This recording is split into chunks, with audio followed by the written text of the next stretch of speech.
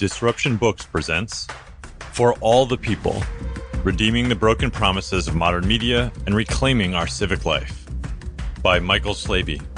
Read by the author.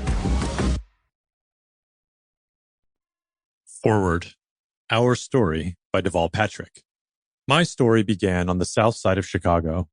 Growing up in my grandparents' two-bedroom tenement, I shared a room with my mom and my sister, rotating between top bunk, bottom bunk, and the floor every third night.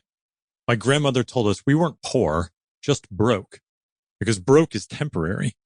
My grandmother, like most Southerners of her vintage, it seems, knew that the story we told ourselves about who we were and the lives we were living mattered.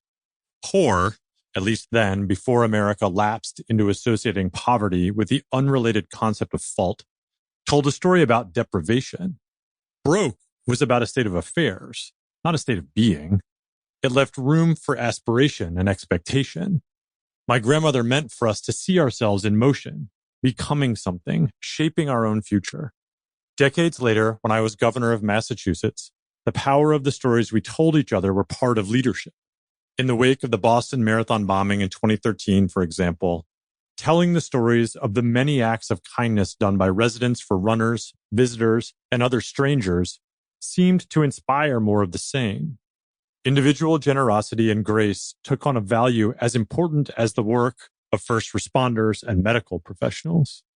And stories from constituents about their long, rather ordinary lives with same-sex partners, told by them directly to their representatives in state legislature, made it possible to win the legislative fight for marriage equality, making Massachusetts the first state in the nation to do so. The American dream has been an important story for me, both personally and as a policymaker.